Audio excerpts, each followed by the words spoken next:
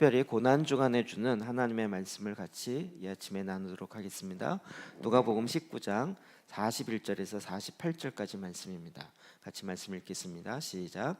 가까이 오사 성을 보시고 우시며 이르시되 너도 오늘 평화에 관한 일을 알았더라면 좋을 뻔하였거니와 지금 내 눈에 숨겨졌도다. 날이 이를지라 내 원수들이 도둔을 쌓고 너를 들러 사면으로 가두고 또 너와 및 그 가운데 있는 내 자식들을 땅에 메어치며 돌아나도 돌 위에 남기지 아니하리니 이는 내가 보살핌 받은 날을 알지 못함을 인함이니라 하시니라.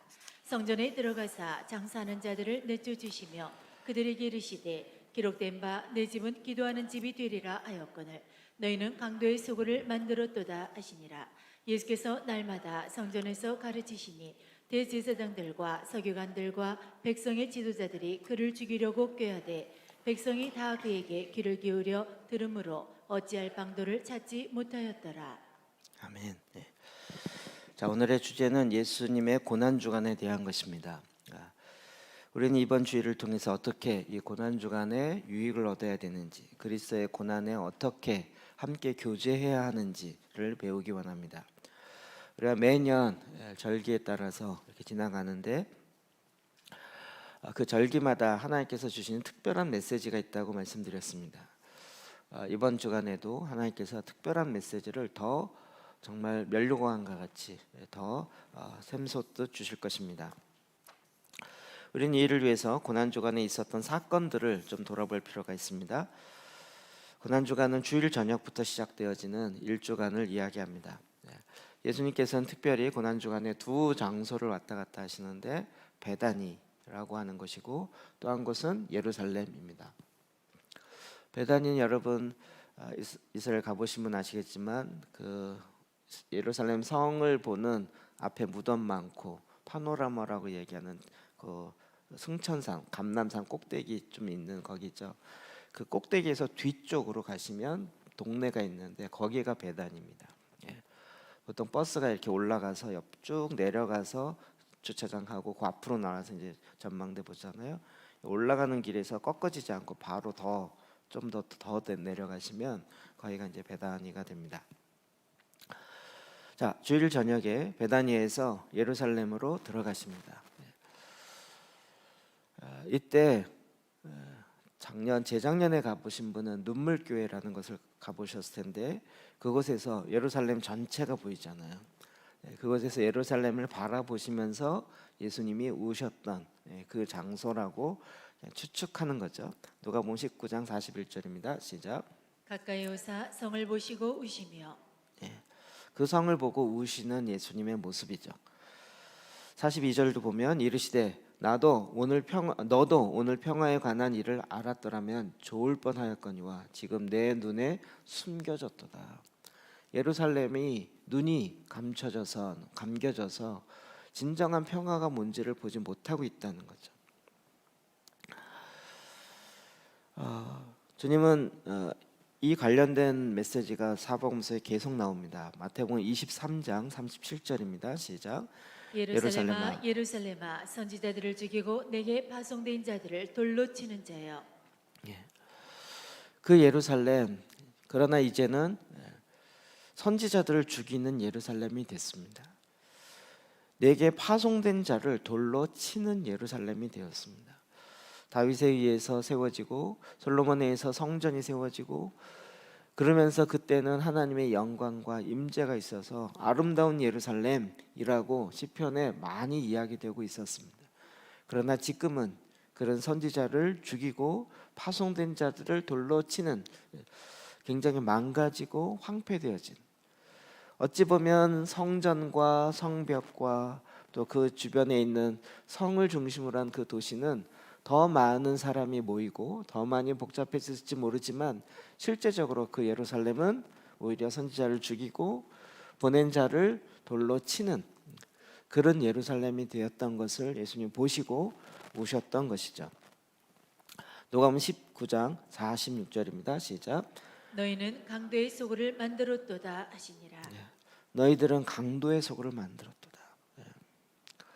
정말 하나님이 원하셨던 예루살렘의 모습이 있었는데 그러나 너희는 또 그 성전은 그 바로 앞에 보면 내 집은 그들에게 이르되 기록된 바 내 집은 만민이 기도하는 집이 되리라 하였거늘 너희는 강도의 소굴을 만들었도다. 예루살렘의 황폐되어진 그 모습을 보고 주님이 말씀하시는 거죠. 전에는 아름다운 찬양의 대상이 됐던 예루살렘이지만 이제는 역겨운 도시가 되어버린 것입니다. 전에는 하나님의 신성한 목적을 향해서 세워졌고 그것으로 많은 사람들이 기쁨을 누렸지만 이제는 그 성전에 오히려 큰 아픔이 있고 이제는 그 성전마저도 강도의 소굴이 되었어요. 성전 주변에 있는 데가 강도일 뿐만 아니라 성전의 가장 깨끗하고 가장 거룩해야 될 그 성전조차도 이제는 강도의 소굴이 되어진 모습을 보고 주님이 오셨던 것이죠. 이 사건이 바로 그리고 주일날 보시고 그 다음에 성전으로 들어가시면서 나귀 타고 들어가실 때 할렐루야 소산나 다윗의 자손으로 오시는 이여라고 찬양하는 일이 있었던 거죠. 그리고 그날 저녁에 다시 베다니로 다시 돌아오십니다.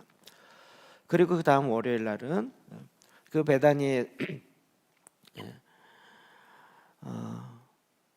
베다니에서 다시 무화과 나무 예루살렘 가다가 무화과 나무를 저주하는 사건이 나옵니다. 월요일입니다.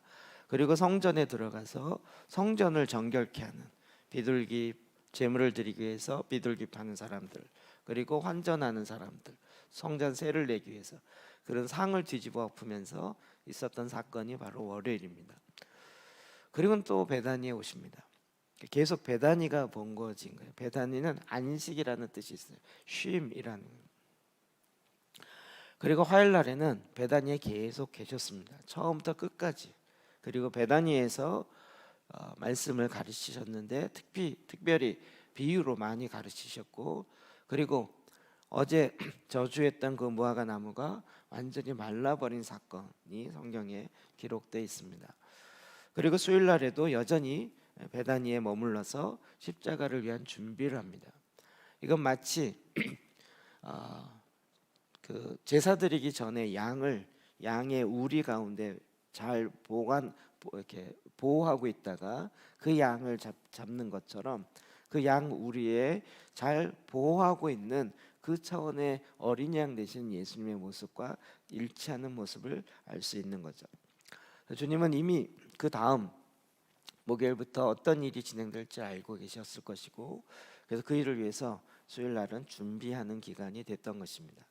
그리고 목요일 날은 이제 오후쯤 되어서 제자들과 함께 유월절 만찬을 갑니다. 우리가 얘기하는 마가의 다락방이라고 이야기하죠. 그곳에서 이제 만찬을 합니다. 유월절 만찬. 그때 예수님이 이제 살과 그 피, 그러니까 떡과 포도주를 가지고 새 언약을 이야기하시고 그리고 만찬 그 바로 앞에 제자들의 발을 씻기는 세족식의 모습이 이날 있습니다. 그리고 이때 보혜사 성령님이 임하실 것에 대해서 제자들에게 마지막으로 알려주고 계십니다. 그리고 그날 저녁에 바로 옆에 겟세마네에서 그곳에서 새벽 2시, 3시까지 계속 밤을 새서 기도할 때 그 땀방울이 핏방울처럼 되었다라고 하는 그 시간이 바로 그러니까 사실 시간으로 보면 금요일 날이죠. 금요일로 이미 넘어간 거예요. 그리고 이제 새벽까지 기도하게 되는 것이 이날이죠. 그리고 새벽 4시, 5시쯤 됐을 때 그 가룟 유다가 예수를 팔고 그 무리들과 함께 예수님을 잡으러 오고 4시쯤 잡히자마자 대제사장 가야바의 집에서 첫 재판을 받는데 이것은 종교 재판이에요. 이스라엘 법에 의한 종교 재판을 받게 되고 그리고 이제 아침 8시쯤에 헤롯과 빌라도의 앞에 가서 재판을 받게 되는데 이거는 실제 민사 재판, 그러니까 사람을 죽일 수 있는 형법을 실제로 행할 수 있는 그 재판인 거죠. 그리고 그날 바로 12시에 십자가에 못 박히시고 오후 3시간 운명하시게 되고요. 그리고 이제 해가 질 6시쯤에 그를 5시나 6시쯤에 십자가에서 내려서 무덤에 안치하는 사건이 이제 금요일까지 정말 우리가 생각하는 많은 사건들이요, 시간대로 보면 아주 이렇게 뭐랄까 폭풍처럼 지나가는 그 모습을 볼 수 있습니다. 여러분, 이 가운데서 우리는 오늘 그리스도의 고난과 어떻게 교제할 것인가, 그렇기 때문에 가장 핵심적인 하이라이트만 좀 잡아서 그 부분을 좀 더 깊이 보기를 원하는 것입니다. 예수님 왕으로 예루살렘에 입성하셨습니다. 입성하는 모습, 왕의 모습이셨습니다. 그 입성하시면서 예루살렘을 바라보며 성전을 바라보면서 울고 계셨고, 그리고 성전에 들어가서 성전을 청소하시고 그 성전을 정결케 하셨습니다. 그리고 다시 베다니에 오셔서 말씀을 가르쳤는데, 특별히 무화과 나무와 관련돼서 믿음에 대해서 이야기하시고, 또 많은 비유로 말씀하시면서 혼인 잔치에 대한, 마지막 때에 대한 이야기를 하시고, 그리고 본인이 실제 희생 제물이 되셔서, 그리고 이제 마지막 만찬에서 제자들의 발을 씻기시고, 그리고 새 언약을 맺으시고, 그리고 십자가에 실제적으로 못 박히는 이 사건, 이것이 가장 이제 핵심적으로 좀 저희가 보기를 원한다는 것입니다. 자, 그러면 이 고난 주간의 사건들 통해서 우리에게 가르쳐주는 어떤 영적인 가르침들이 있습니다. 저희 시간대와 장소를 자꾸 얘기하는 것은, 지금 예수님께서 예루살렘으로 들어가시는 장면, 그리고 예루살렘에서 나오는 장면이 계속 들어오고 나오고 이렇게 보이는 거죠. 일주일의 처음 시작은 뭐였냐면 왕으로서의 들어가심이었습니다. 예수님은 들어가실 때 호산나 다윗의 자손이요, 그리고 많은 사람들이 찬양하며 외치며 그를 정말 우리의 메시아 호산나 찬양하려다, 왕으로 오시는 그분을 찬양하면서 자기의 겉옷을 벗어서 깔기까지 했습니다. 그러나 그분이 나오실 때는 십자가를 지기 위해서 그 모욕과 수치 가운데 십자가로 나오게 되었어요. 십자가는 지금은 성 안에 있지만 그 당시 성 밖이라 그랬습니다. 그러니까 들어오는 모습과 나오는 모습은 정반대예요. 성에 들어갈 때는 왕으로, 그리고 많은 사람들이 찬양하고 노래 부르고 호산나 외치고, 그런데 나올 때는 오히려 십자가의 저주로 또 많은 모욕과 수치 가운데 나오게 되는 예수님의 모습이라는 것입니다. 시편 96편 10절에 참 독특한 말씀이 한 가지 있습니다. 가로만 빼고 읽어볼까요? 시작. 모든 나라 가운데서 이르기를 여호와께서 다스리시니 세계가 굳게 서고 흔들리지 않으리라. 그가 만민을 공평하게 심판하시리라 할지로다. 아멘. 우리나라 성경에는 다스리시니라고 되어 있는데 70인역에 보면 거기에 나무에서라는 단어가 들어가 있습니다. 다스리는데 어디서 다스려요? 나무에서 다스린다는 것이에요. 여러분, 이것은 뭘 얘기할까요? 예수님의 십자가를 이야기합니다. 십자가에서 다스리신다라는 거예요. 세계가 굳게 서고 흔들리지 아니하리라. 주님은 지금 그 예루살렘에 왕으로 들어가서 왕으로 다스리시는데, 우리가 생각하는 그런 개념이 아니라 나무에서, 십자가에서 다스리시기 시작하는 거죠. 여러분, 이것이 바로 믿음의 본질인 거죠. 주님은 항상 하나님 아버지가 기뻐하는 그 일을 행하시는 거죠. 요한복음 8장 29절에도 주님이 스스로 그렇게 말씀하십니다. 시작. 나는 항상 그가 기뻐하시는 일을 행함으로. 주님은, 주님의 시선은 항상 아버지가 기뻐하는 것에 포커스를 맞추고 있습니다. 우리의 복음, 또 우리의 신앙의 핵심은 하나님이 기뻐하는 것에 우리의 초점이 맞춰져 있어야 된다는 것을 이야기하죠. 예수님께서는 그 초점이 결코 흔들리지 않고 계속 그 초점 가운데 딱 집중하고 있는 것입니다. 들어갈 때 왕으로 낙이 타고 들어가셨지만 왕으로 많은 사람들이 기뻐하고 또 그의 입성을 정말 왕이 오신다라고 생각하고 찬양하고 있었던 거죠. 그 찬양 중에 예수님은 백성들이 나를 왕으로 찬양하는구나라는 것에 기뻐하거나 마음을 빼앗기지 않고 그는 그의 집중이 오직 아버지를 기뻐하는 것에 집중되어 있다는 거예요. 여러분 좀 상황 자체가 들어갈 때는 왕으로 환영받는데 나올 때는 어떻게 돼요? 십자가의 수치와 십자가의 못 박히로 나오는 거예요. 그런데 들어갈 때 호산나라고 찬양했던 사람이 누구죠? 그 성 안에 있었던 사람들이요. 근데 그 사람들이 또 금요일 날 나올 때는 어떻게 돼요? 십자가에 못 박혀서서 못 박혀서서라고 이야기하는 그 사람들인 거죠. 며칠 만에 바뀌었을까요? 5일 만에 바뀌는 거예요. 여기서 우리가 좀 한 가지 알아야 될 것은 우리는 자꾸 사람들이 찬양하고 사람들이 막 기뻐하고 즐거워하는 것에 마음을 빼앗기다 보면 하나님이 기뻐하는 것에 오히려 우리의 마음을 놓쳐버리는 거예요. 그런데 나중에 멸시와 고난과 수치가 올 때가 되면 이 영광 받고 이 찬양 받았던 이 일에서 다시 일주일도 안 돼서 5일 만에 이게 바뀌는 것에 대한 배신감. 여러분 같으면 어떨 것 같으세요? 저 같으면 늘 저것들이 일주일도 안 돼서 저렇게 마음이 바뀌다니. 저 같으면 진짜 화 많이 날 것 같아요. 근데 예수님은 그 순간에도 백성들이 자기를 왕으로 호산나라고 찬양하는 그 순간에도 마음을 빼앗기지 아니하시고, 그리고 자기를 십자가에 못 박으라라고 이야기하는 그 순간에도 마음을 빼앗기지 아니하시고, 주님은 십자가에서 온 세계를 다스리시는 거예요. 하나님의 계획은 바로 이와 같은 것이었죠. 그래서 주님은 겟세마네에서 끊임없이 주님께 정말 땀방울이 빗방울이 바뀌도록 기도합니다.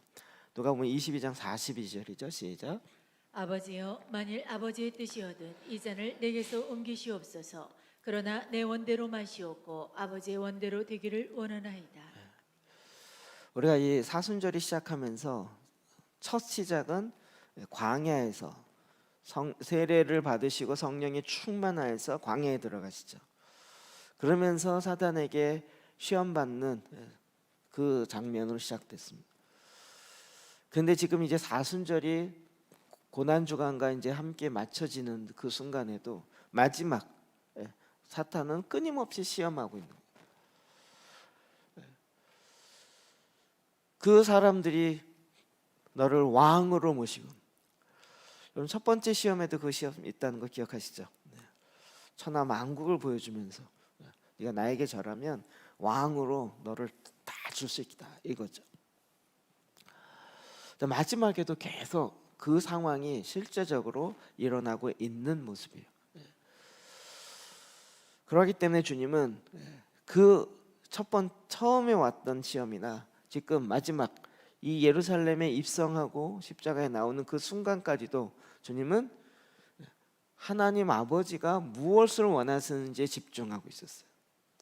내 원함대로 하지 마옵시고 아버지의 원대로 되기를 원하나이다.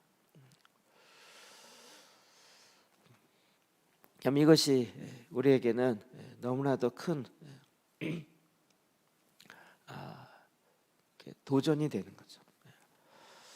사람이 이렇게 집중받고 인기가 좋아지고 찬양받기 시작하면요, 막 마음이 이렇게 뜨죠. 그러니까 막 우리 스타들 뭐 아이돌 스타라든지 연예인 스타라든지 막 사람에게 조명받은 거예요. 근데 그런 사람들이 인기가 떨어지면 너무 힘든 거죠. 내가 이렇게 집중받다가 이제는 집중이 아니라 막 비난의 글이 하고 막 이렇게 되면 아예 자살하거나 아니면 너무나도 자기의 존재 의미를 못 찾게 되는 거죠. 여러분 이 둘 다가 사실은 문제예요. 찬양을 받을 때 그것이 내 마음을 빼앗기거나 아예 비난과 모욕 중간에 그 중간에도 내 마음이 그쪽에 완전히 눌리거나. 근데 주님은 이 양극단의 사이에서도 오직 아버지께 집중하는 거예요. 아버지의 뜻이 아버지가 원하시는 대로 이루어지기를 원합니다. 주님 우리의 삶 가운데 계속 이와 같은 주님과 교제함으로 우리의 삶이 거기에 집중되길 원하십니다. 우리가 이 세상에서 모든 사람에게 찬양받고 진송받고 칭찬받고, 여러분 이것보다도 하나님 앞에 오히려 인정받고 하나님 앞에 하나님 아버지가 기뻐하는 것을 하는 거죠. 가만히 생각해 보십시다. 여러분 하나님이 기뻐하시는 일을 우리가 이 세상에서 하면 이 세상이 찬송할까요? 이 세상이 하나님이 정말 기뻐하시는 걸 우리가 계속 여기서 한다면 이 세상이 그걸 막 박수치면서 너무 잘해 호산나 이렇게 할까요? 그러겠죠. 이 세상이 진짜 수치스러운 거, 진짜 모욕받는 그런 것을 나보고 하라 그러면 내가 할까요? 이 세상 말고 나. 양쪽 극단인 거죠. 그러나 주님은 아버지의 뜻을 이루는 것에 첫 번째 그의 삶, 이 땅에 보냄받은 자의 그 뜻을 이루는 거죠. 그래서 사도 바울은 히브리서를 통해서 12장 2절에 이렇게 말씀하고 있습니다. 시작. 그는 그 앞에 있는 기쁨을 위하여 십자가를 참사. 십자가를 참으셨다는 것. 여러분 그 십자가에서 다스리는 것, 주님이 아버지가 뭘 원하시는지에 대한 것을 알고 계셨기 때문에 그 십자가에서 자기의 생이 끝나는 것이 실패다 이렇게 생각지도 아니하시고, 그 십자가에서 자기를 배신한 제자들로부터 시작해서 그 많은 군중들을 향해서 분노하는 것도 아니고, 그는 오직 십자가를 참으면서 아버지가 원하는 것이 무엇인지를 그것을 이루셨다는 거죠. 선지자 중에 스가랴 선지자가 9장 9절에 이렇게 말하고 있습니다. 시작. 시온에 따라 크게 기뻐할지어다. 예루살렘에 따라 즐거이 부를지어다. 보라 내 왕이 내게 임하시나니 그는 공의로우시며 구원을 베푸시며 겸손하여서 나귀를 타시나니 나귀의 작은 것 곧 나귀 새끼니라. 아멘. 왕이 나귀 새끼를 타고 입성하셨다. 이 얘기는 사실은 겸손한 왕의 모습을 이야기하고 있죠. 사람들은 왜 나귀를 탔을까? 왕은 말을 타야 되는데 라고 할지 모르지만, 그는 이 땅의 통치의 왕이시지만 그는 온유와 겸손과 거룩과 기쁨의 왕이신 거죠. 주님이 예루살렘에 입성하시는 것은 정말 하나님의 뜻을 온전히 이 세상 가운데 다스리기 위한 온유함에, 또 십자가에, 또 주님께서 정말 거룩함으로 이 땅을 회복하고자 하는 그 다스림을 위해서 나귀를 타고 들어가시는. 그때 많은 사람들이 호산나 다윗의 자손이요 라고 찬양했던 사람은 어떤 마음에서 찬양했을까요? 어떤 마음에서 찬양했을까요? 메시아여 오셔서 우리를 로마에서 해방시켜 주십시오. 우리나라도 왕이 없었는데 드디어 왕으로 오시는군요. 드디어 우리가 이제 이길 가능성이 있습니다. 우리는 이제 회복될 것 같습니다. 당신의 그 죽은 자를 살리고 병든 자를 고치고 기적을 행하는 그 능력으로 우리를 다시 살려주십시오. 회복시켜 주십시오. 그들이 생각하는 왕의 개념과 주님이 실제 나귀를 타고 들어가시는 그의 마음과는 전혀 다른 모습이라는 것을 볼 수 있습니다. 여러분 이 두 개가 늘 대비됩니다. 우리는 지금 예루살렘에 대해서 이야기할 때 예루살렘의 삼중적 의미를 계속 들었던 거 기억나시죠? 이게 정말 계시적이다라고 여러분 그냥 지식으로 끝나지 않기를 바랍니다. 예루살렘 도시 그러면 우리가 보통 이야기하는 지정학적, 지리적으로 예루살렘 수도라고 얘기하는 그 예루살렘 이야기하고, 그러나 마태복음에 보면 큰 임금의 도시 예루살렘으로도 맹세하지 마라. 그러니까 지금 하나님이 계시는 곳, 그것을 예루살렘이라고 표현한다는 거죠. 그래서 그것이 하나님 보좌 마지막 때에 새 예루살렘이 내려온다는 거죠. 주님과 함께 그때 얘기하는 그 예루살렘의 의미는 다르다는 거 아시겠죠? 그리고 또 한 가지 지금 우리가 아는 영적인 의미의 예루살렘이 있다는 거예요.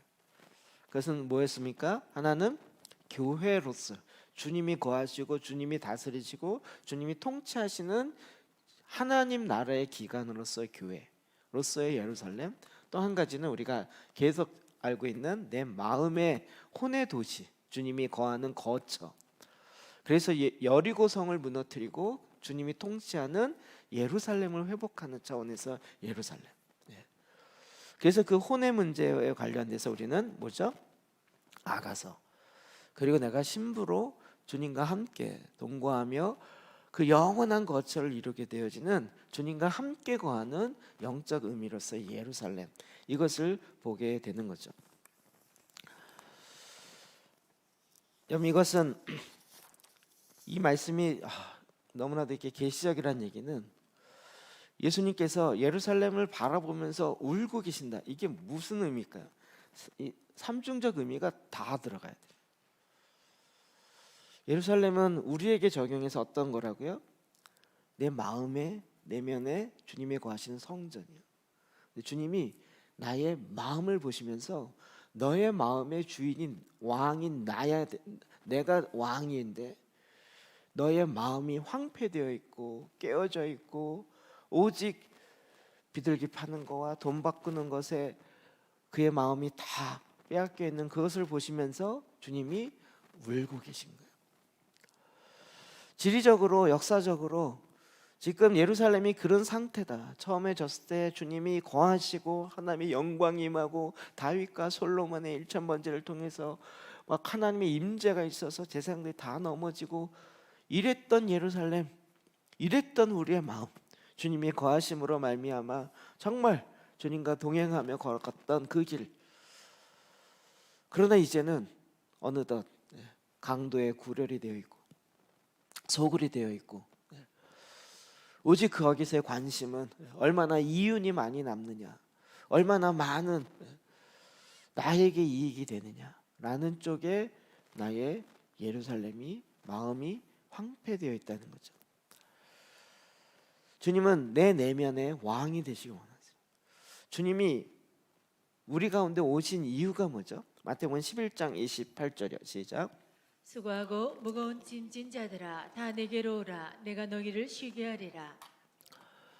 주님이 우리 가운데 오시는 것은 포악한 폭군으로서의 왕이 아니라 통치자인데 그는 선한 목자이시고 우리를 하여금 생명의 길로 진리의 길로 정말 의의 길로 정의와 공평의 길로 인도하셔서 그 안에 하나님의 통치 안에서 우리를 쉬게 하려는 그 진정한 왕의 입성인 거죠.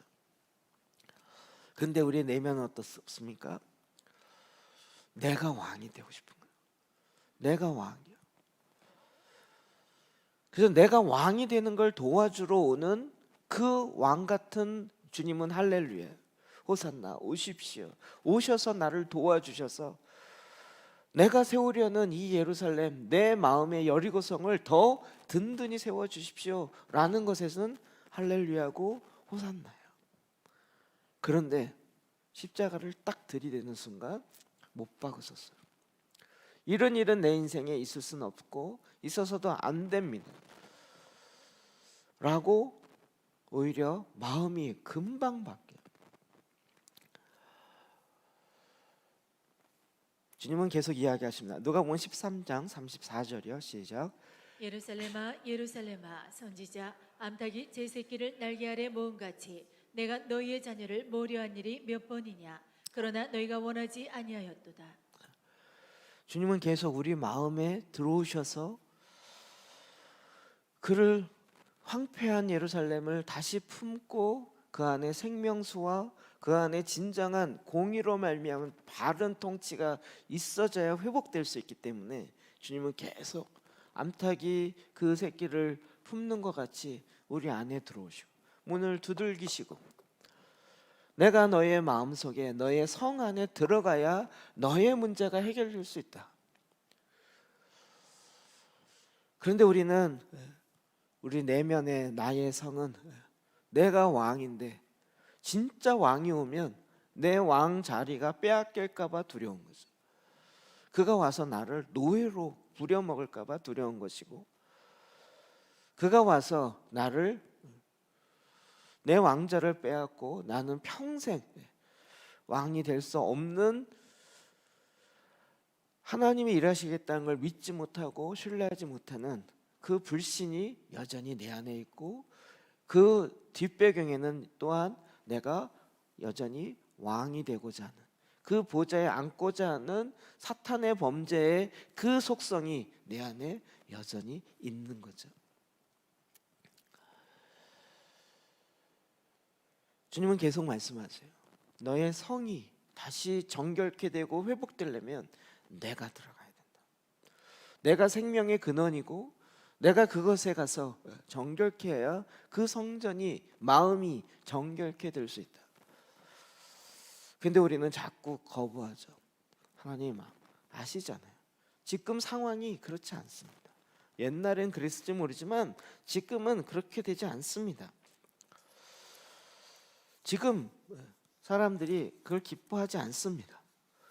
많은 사람들이 이번 한 주간 동안 금식하며 기도하자는 말에 기뻐하지 않습니다. 아니 뭐 굳이 그렇게 극단적으로 기도해야 되냐? 굳이 그렇게 고난 주간을 힘들게 해야 되냐? 그렇지 않아도 하나님은 은혜의 하나님이다라고 많이 이야기합니다. 예수 그리스도의 고난과 함께 교제하려고 하지 않습니다. 그럼에도 주님은 끊임없이 우리를 향해서 말씀하시는 거예요.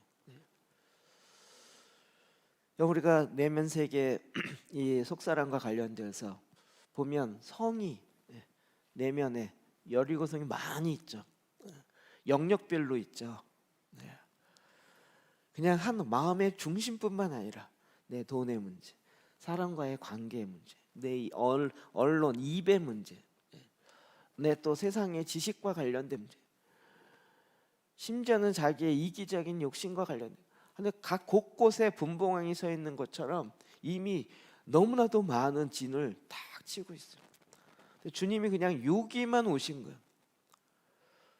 씨앗으로 임한 것만 가지고 우리는 나는 구원받았어라고 기뻐하고 있어요. 주님은 그 성 안에 들어가 품고 다스리시기 원하는. 근데 그 여리고 성을 보면서 40년 전에 이스라엘 백성은 어떻게 했죠? 해결 못한다는 거예요. 싸우면 우리가 질 거라는 거예요. 여태까지 져왔고 여태까지 눌려 있었고 지금도 눌려 있고 이 내 문제는 해결할 수 없다는 거예요. 근데 주님은 또다시 아니다. 내가 해결할 수 있다. 내가 들어가서 내가 말하고 내 전략을 받을 때 여리고성이 무너지는 것처럼 내가 너의 그 마음의 여리고성을 무너뜨릴 수 있다. 너의 마음을 나에게 주지 않겠니?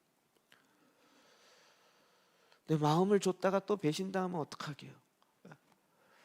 너무나도 많은 배신당했던 경험 때문에 이제는 주님에게조차도 그렇게 마음을 내어드리지 못하는 거죠. 주님은 계속 이야기하세요. 내가 누구다?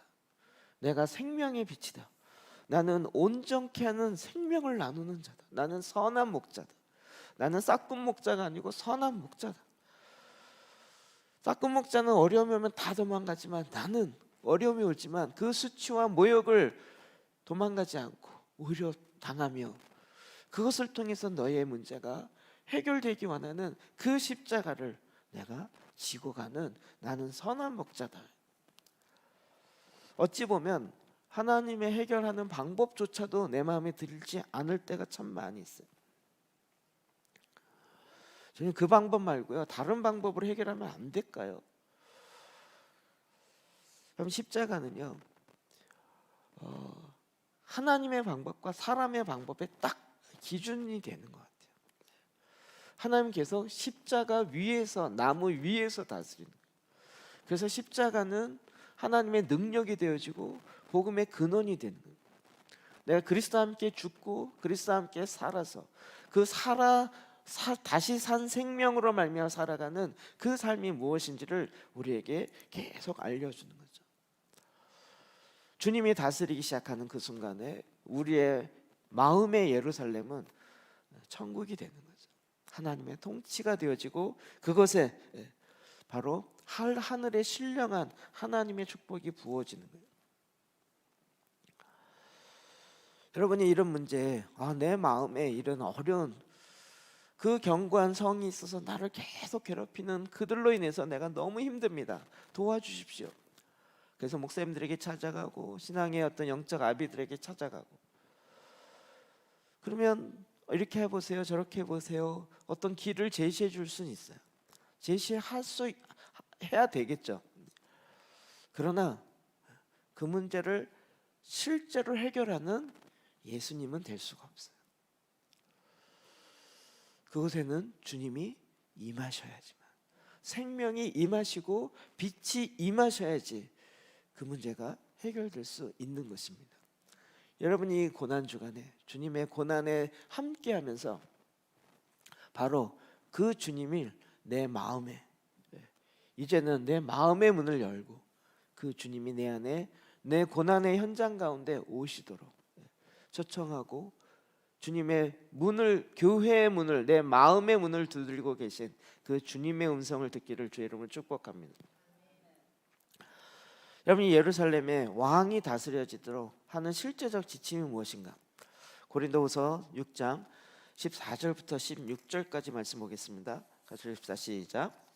너희는 믿지 않는 자와 멍에를 함께 매지 말라. 의와 불법이 어찌 함께하며 빛과 어둠이 어찌 사귀며 그리스도와 벨리알이 어찌 조화되며 믿는 자와 믿지 않는 자가 어찌 상관하며 하나님의 성전과 우상이 어찌 일치가 되리요. 우리는 살아계신 하나님의 성전이라. 이와 같이 하나님께서 이르시되 내가 그들 가운데 거하며 두루 행하여 나는 그들의 하나님이 되고 그들은 나의 백성이 되리라. 주님이 다스리신다. 여러분, 왕이 오직 주님이어야만 한다, 이것이 우리에게 굉장히 불편하게 들려요. 좀 그러지 마시고요, 이 왕도 있고 저 왕도 있고 그냥 화평하게 지내시죠. 좀 친하게 지내면 안 될까요?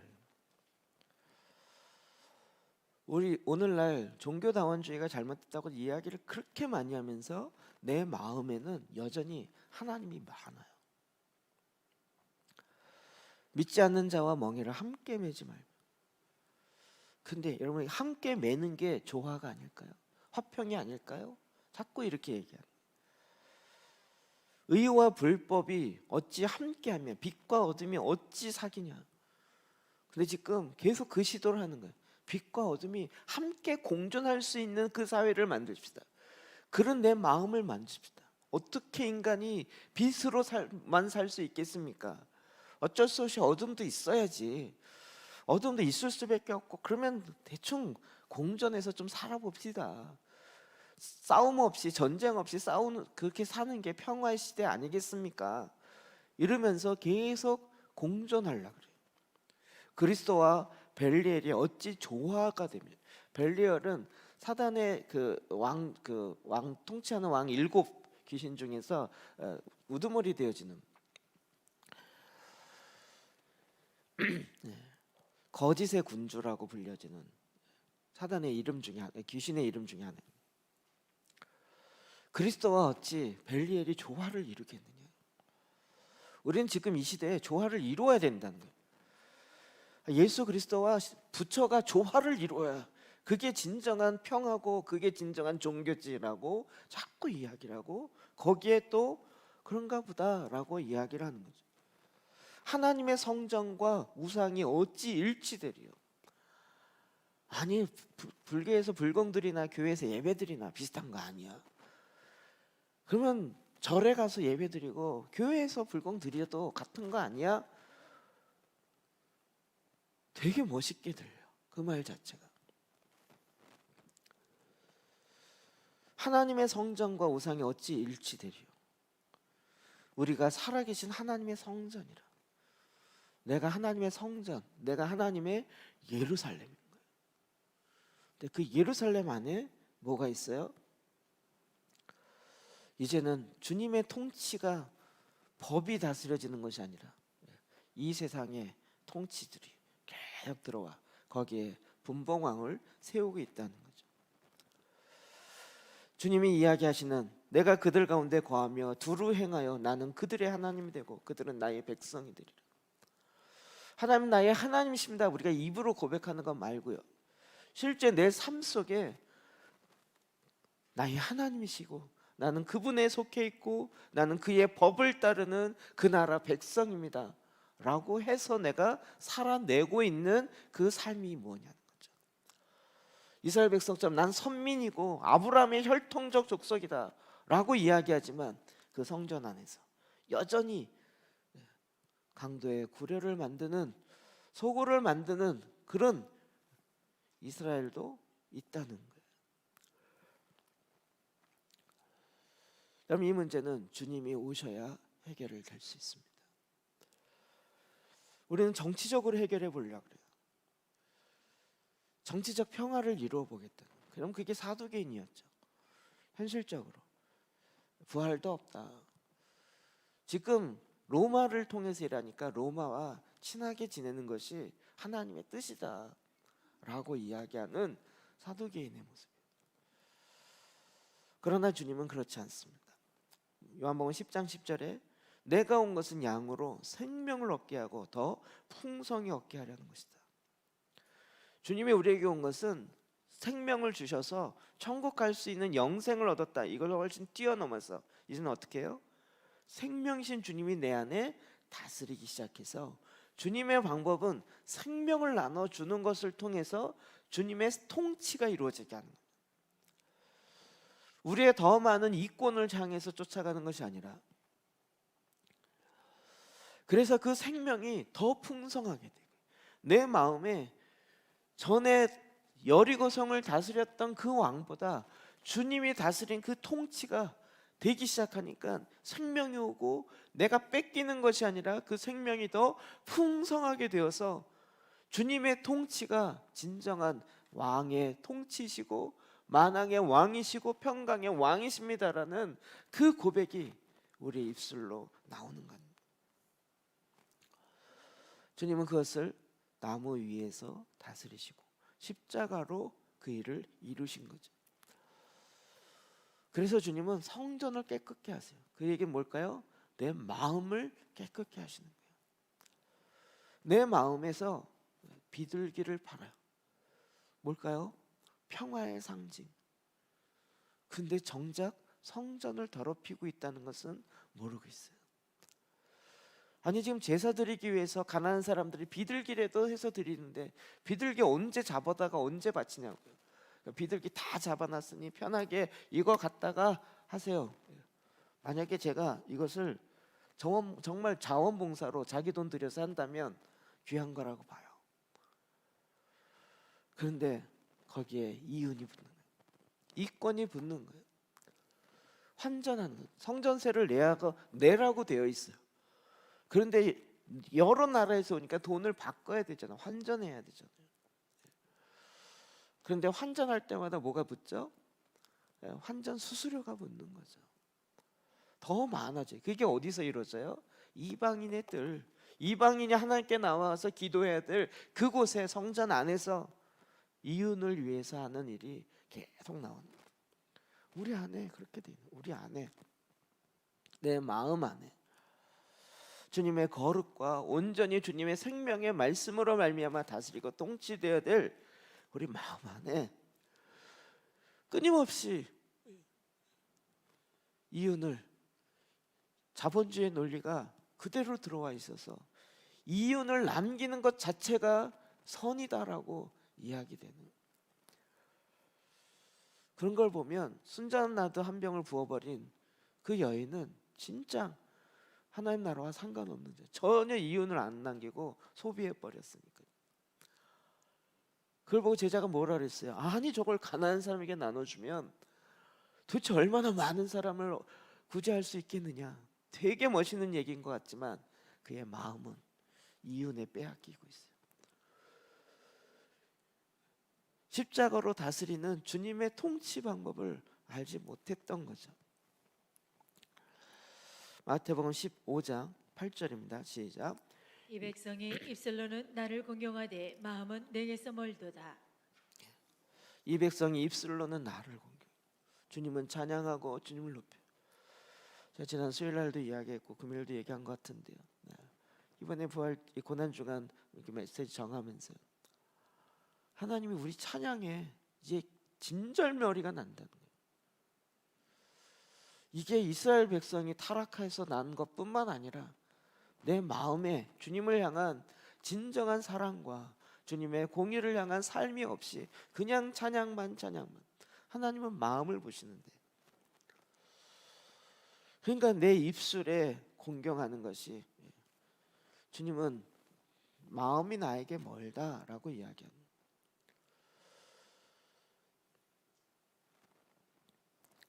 찬양을 통해서 많은 사람에게 와 찬양 잘한다, 뭐 좋다 이렇게 얘기 들을 수 있을지 모르겠어요. 마치 호산나라고 이야기한 것처럼.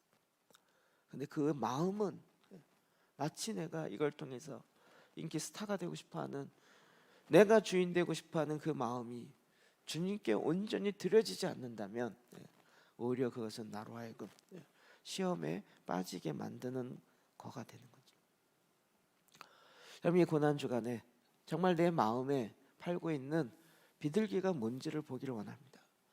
저와 여러분이 함께 주님 앞에 나가서, 빛이신 주님 앞에서 내 마음에서 지금 내가 아직도 포기하지 않고 있는 비둘기 팔고 있는 게 뭔지, 또 환전하면서 수수료를 챙기려고 하고 하는 내 마음의 중심이 뭐가 있는지를 주님의 빛에 비추음을 받기를 원합니다.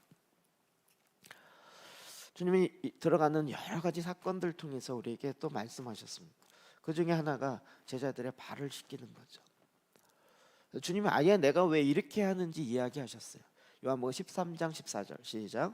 내가 주와 또는 선생이 되어 너희 발을 씻었으니 너희도 서로 발을 씻어주는 것이 옳으니라. 아멘, 아멘. 주님이 발을 씻겨주면서 발을 씻어주는 것이 옳으니라.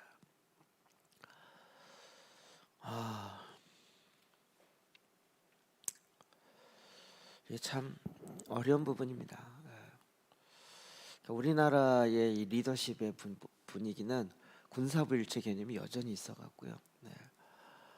리더 그러면 강한 카리스마와 강한 힘으로, 그래서만 그 카리스마로 전체를 끌고 가는 이런 개념 하나만 있어서 그게 틀렸다는 얘기는 아니에요. 필요할 때도 있어요. 그게 필요할 때가 있어요. 그렇지 않을까요? 정말 어렸을 때는요, 그걸 뭘 설명하겠어요. 야, 너 거기다 손 넣으면, 손가락 넣으면 딘다. 디면 살깔 벗겨지고 거기서 그거 아물고 나중에 흉터 생긴다. 이걸 설명해서 애가 알아듣겠냐고. 그런데도 뜨거운 물에 손 넣으려면 어떻게 해야 돼요? 강하게 소리쳐야죠. 안 돼! 그럼 뭘 설명을 해야 되겠냐고. 여러분, 강력한 리더십이 필요할 때도 있어요. 근데 그거 자체가 죄악은 아니에요. 또 거기에 너무 눌려 있다 보니까 무조건 강력한 리더십은 다 죄야. 정반전이 적폐고 타도의 대상이야. 이렇게 얘기되는 것도 문제예요. 하나님이 그걸 또 허락하셨다면 충분히 그래야죠. 저는 상황적 리더십이라는 걸 배우면서 충분히 초기에는 강력한 독재적 리더십이 필요해요. 초기에는 모르니까. 그리고 이게 차차차차 리더십이 바뀌어진단 말이에요. 그 이론에 다 동의하는 건 아니지만, 근데 주님은 뭐라고 하셨어요? 제자들의 발을 씻기면서 너희도 서로 발을 씻겨주는 것이 옳으니라. 알겠죠? 우리 안에 막 기분이 상해요. 왜 상하냐면 나보다 나이 어린 애가 나를 안 섬기고 먼저 인사를 안 해. 이러면 기분이 상해요. 이 기분이 왜 상할까를 계속 돌이켜보는 거예요. 계속 돌이켜봐. 아니, 저것이 장유유설 몰라? 민증 까봐? 이러면서 우리 안에 가치가 어디에 있죠? 여전히 유교적 가치에 있고 그게 만족이 안 되면 기분이 나쁜 거야. 내 마음의 왕이 나이 많음이 장유유서가 왕이 돼 있는 거예요. 그래서 주님 뭐라 그러세요? 섬기라는 거예요. 섬기라고요. 섬김으로 당신의 리더십이나 당신의 권위가 없어지지 않아요.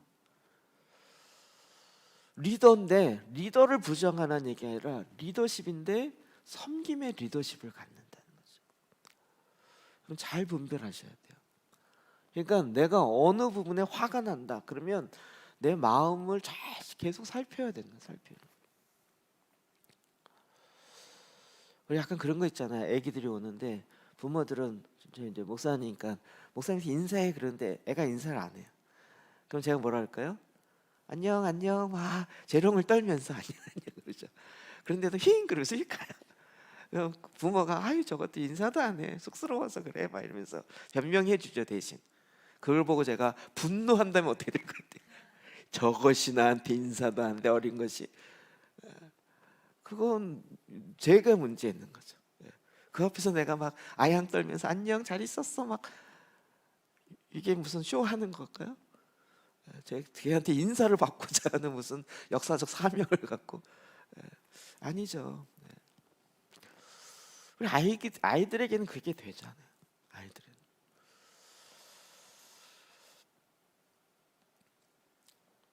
주님은 오히려 제자들의 발을 씻기면서 우리에게 그러니까 이 고난 주간에 있었던 모든 사건들이요.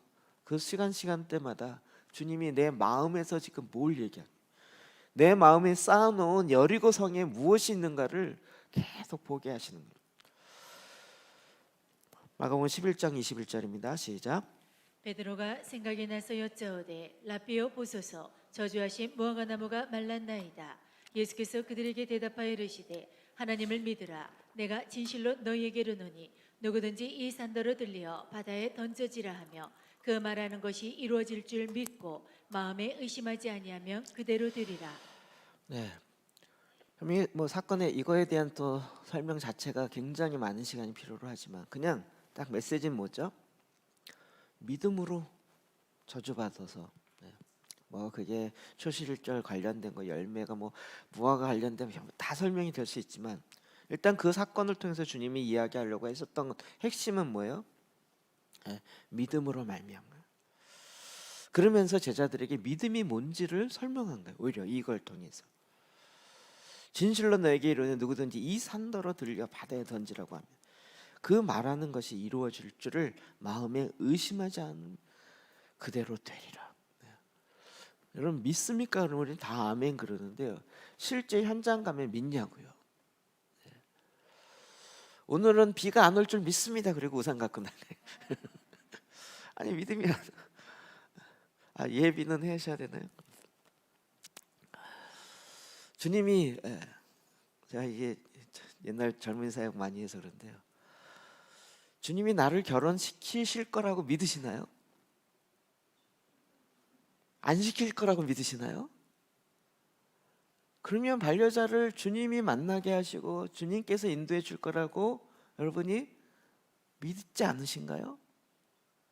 근데 안 만나게 해줄 것 같아서 고등학교 중학교 때부터 만나기 시작하면서 그 일을 해야 되나요? 그 에너지 소비와 헤어졌네 찢어졌네 이래가면서 인생이 깨지고 삶이 망가지는데도 그걸 여전히 해야 되나요?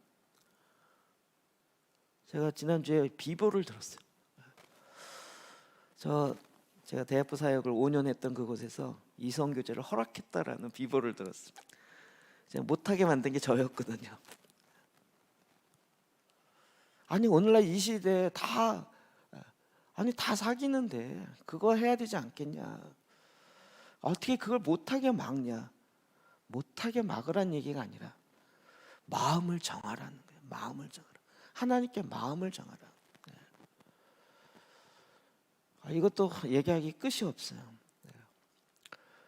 대부분 주님이 나에게 배우자와 반려자를 어떻게 하실지 모르니까 지금 만나봐야 된다. 만나봐요. 그렇지 않다고요. 우리가 준비된 것만큼 준비된 사람 만나고, 준비된 사람을 만나기 하기 위해서 주님은 우리를 준비시키잖아요. 그러니까 이게 내가 지금 사람을 안 만나는 게 지금 이상한 모태솔로가 이상한 인간이 아니고 주님이 일하신 걸 믿는 거죠. 그리고 나는 지금 내가 해야 될 거를 준비하는 거죠. 아니 지금 결혼 연습해서 뭐 하겠다고요? 결혼하면 진짜 지겹게 살아야 돼요. 표현이 좀 죄송한데 결혼하면 지지고 볶고를 지겹게 해야 된다고요. 그걸 미리 그렇게 해볼 필요가 없다고요. 기준 자체가 세상적 기준이에요. 아예 진짜 유대인처럼 어렸을 때부터 짝을 쥐어져 버리든지 태어나면서부터. 제가 뚜껑이 열리라 그래요. 주님. 뿐만 아니라 먹을 거 마실 거 주님이여 입히는 거 40년 동안 광야 생활에 주님이 다 하셨잖아요. 그러니 너희는 먼저 그의 나라와 그의 의를 구하라. 그러면 꼭 질문이 붙어요. 내 기도는 언제 해요? 아니 주님이 우리가 구하기 전에 있어야 할 바를 다 아신다고요. 다 아신다고요. 내가 뭐가 필요한지를 주님이 내가 구하기 전에도 다 아세요. 아니 성경에 돼 있잖아요. 근데 이런 염려와 근심 때문에 하는 기도는 염려와 근심이 없어지면 기도도 안 하는 거죠. 주님 자꾸 우리에게 믿음을 요구하시는 것은 저는 이 공식을 줘요. 사랑의 수고와 믿음의 역사와 소망의 인내. 믿음, 소망, 사랑 이러니까 사람들이 잘 이 개념으로만 들어와 있어요. 믿음은 현재적 역사가 있어야 되는 거예요. 현재 내가 그걸 살아내는 역사가 없으면 그 믿음은 죽은 믿음이에요. 성경으로 보면 그렇잖아요. 내가 믿는다 그러는데 실제 하나님이 나를 먹이고 입히시고 할 거에 대한 신뢰가, 여러분 그래서 뭐 준비하지 말아라, 여러분 옷도 사면 안 된다 이런 얘기 아니라는 거 아시죠? 흑백 논리로 받아들이지 마십시오. 네. 사랑에는 수고가 있어요. 사랑한다 사랑한다 하는데 수고는 하나도 안 해. 그거는 입으로만 하는 거죠. 그건 입술의 립싱크에 불과한 거죠. 사랑에는 당연히 수고가 있는 거죠. 소망에는 인내가 있는 거죠. 소망했는데 탁 기대가 꺾이니까 인내하지 못하고 에이 접어버려. 이거는 소망이 아닌 거죠. 주님이 우리에게 진정한 믿음이 뭔지를 이 기간에 또 가르치시는 거예요. 요한복음 15장 13절이요. 시작. 사람이 친구를 위하여 자기 목숨을 버리면 이보다 더 큰 사랑이 없나니. 사랑. 온 세계가 사랑 타랑하는데 그냥 시간이 없으니까 딱 깨놓고 얘기하면 우리의 사랑이 깨져 있다니까요. 지정의의 정의, 여러분 사랑도 지금은 다 정의 사랑만 이야기해요. 지정의의 이렇게 통합적인 사랑을 얘기하잖아요. 아니 사랑하면 책임이 따라야 되잖아요. 사랑해서 결혼을 했는데 책임을 지지 않아요. 의지적으로 책임을 지지 않아요. 그 사람에 대해서 더 알려고 하지 않아요. 그건 감정뿐인 사랑이죠. 이 얄팍한 사랑을 지금 사랑이라고 얘기하고 거기에 동성애라고 이야기하면서 난리 버거지를 하는데 그걸 또 사랑인 것처럼 착각해요. 그걸 또 도와주는 게 인권이라고 얘기하고. 여러분 우리 안에 깨어진 혼 안에 사랑이 없어요. 깨졌어요.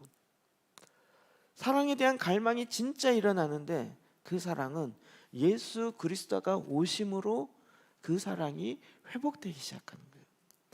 내 갈망이 마치 사마리아 여인과 같이 그 사랑이 나의 문제를 해결해 줄 것처럼 찾아 나서지만, 아니면 탕자와 같이 나는 자유롭고 싶어서 그 아버지의 울타리를 벗어나고 아버지의 재산에 나에게 줄 걸 갖고 가는 것이 내가 진정한 자유고 그것이 나의 문제를 해결해 줄 것 같지만, 내가 세워놓은 대안이었고 내가 세워놓은 진단이었던 거죠. 주님의 사랑은 십자가로부터 나와요. 십자가로부터 나와요. 저는 몰랐어요. 진짜 저희 어머니 보면서 어머님 밥 해주면서 너무 마음에 기쁨을 누리는, 밥을 해주는 것을 정말 엄청난 사명이며 밥 해줄 때마다 기분이 퐁퐁 솟아나는구나 이런 줄 알았어요. 도시락 싸줄 때마다 막 우리 아들이 이걸 먹으면서 얼마나 기뻐할까 이런 마음으로 막 싸주면서 막 해줄 때마다 기쁨이 막 솟아나 이런 줄 알았어요. 그렇지만은 않더라고요. 그런 마음도 한 구석에 있지만 사랑의 수고가 있는 거죠. 당연히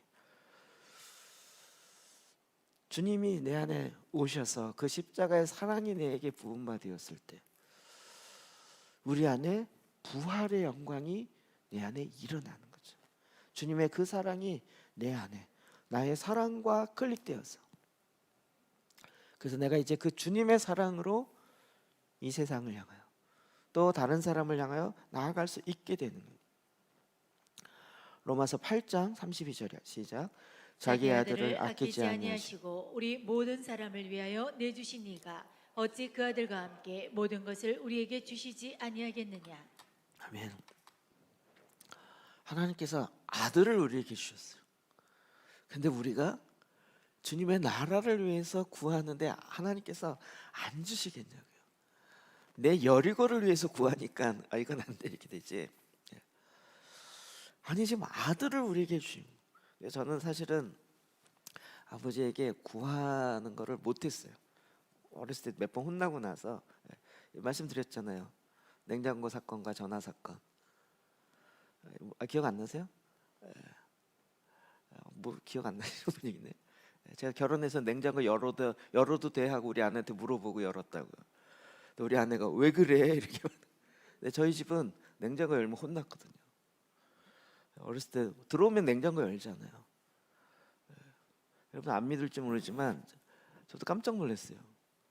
저 냉장고 거의 그래서 잘 안 열 때마다 조심스러운데 지금 열어 보니까요 1년 전에 사놓은 초콜릿이 아직도 있더라고요.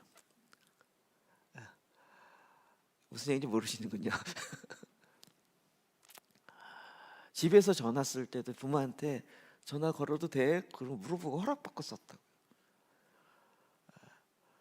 그래서 내가 결혼해서 여보 나 전화해도 돼? 이게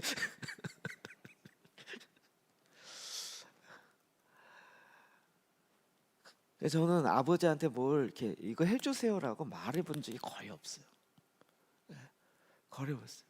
그냥 주는 거 입어야 되고 먹이는 거 먹어야지. 나 이거 먹어야 그러면 나 이거 먹고 싶어 그러면 상 빼였어 이렇게. 먹는 것 때문에 반찬 투정했다 그러면 여보 상 빼. 그러면 아니야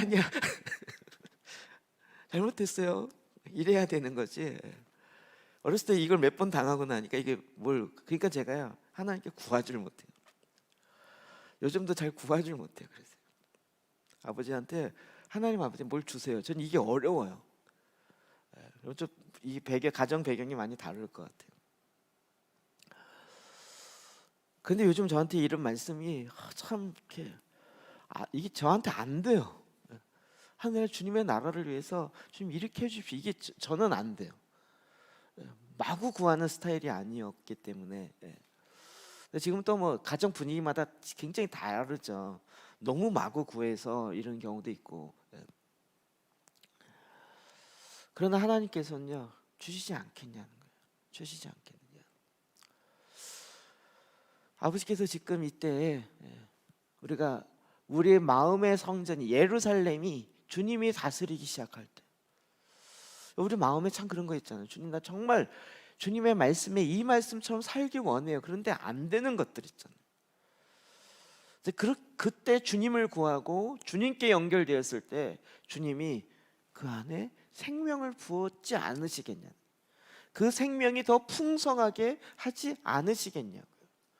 우리는 그냥 조금 하다가 세상적인 방법으로 이렇게 저렇게 좀 하다 안 되면 역시 안 돼 라고 스스로 계산하고 스스로 결론 내리고 있을지 모르지만 주님의 방법으로 십자가 안에서 십자가로 다스리시는 주님의 그 임재 가운데 들어갈 때 주님이 우리 안에 생명을 불어넣지 않겠냐고요. 아니 우리가 그렇게 고하냐고요. 주님이 우리에게 정말 이 고난에 너희들 밥 못 먹게 해서 내가 쌀을 아끼겠다 뭐 이러시는 주님이시겠냐고요. 왜 이때 금식을 만들어 놓고 왜 이때 우리로 하여금 주님의 고난에 동참하게 하려게 하는 것일까요? 다 우리로 하여금 내가 얼마나 노예로 잡혀 있는지 눌려 있는지를 알게 하려는 주님의 구원의 은총의 방법 중에 한 가지인 거죠. 제 말씀 보면서 우리 보혈기도하는 내 내면의 도시에 예루살렘에 임한 예수님의 보혈의 능력을 다시 한번 보게 됐어요. 한번 읽어보실래요? 시작. 내 내면의 도시 예루살렘에 임한 예수님의 보혈의 능력. 내 내면의 도시는 힘과 아름다운 옷을 입을 것입니다. 아멘. 이곳은 자, 거룩한 여기까지 스톱. 네. 예수 그리스도의 옷을 입을 거예요. 내가 생각하는 아름다운 옷이 아니라 예수 그리스도의 옷을 입을 것이고 하나님의 영광의 옷을 입을 것이고 하나님의 거룩의 옷을 입을 것이고 임재의 옷을 입을 것이고 제사장의 옷을 입을 것이에요. 신부의 옷을 입을 것이에요. 내가 그것을 만드는 것이 아니라 주님이 우리로 옷 입히시는 거죠. 주님이 원하시는 예루살렘으로 되어질 것이에요. 두 번째요. 시작. 이곳은 거룩한 도시이며 할례받지 아니한 자와 부정한 자는 다시는 나의 도시에 들어오지 못할 것입니다. 아멘. 내 마음에 할례받지 아니하는 부정한 자가 나로 하여금 그 부정한 삶으로 이끌어 가고 있는 그런 일이 더 이상 내 안에 일어나지 않게 할 것이에요. 또요. 시작.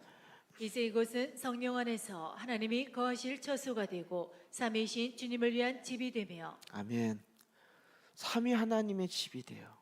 내 마음이 주님과 함께 거하며 주님과 함께 동행하는 이 놀라운 하나님의 계획이 내 안에 이루어져요.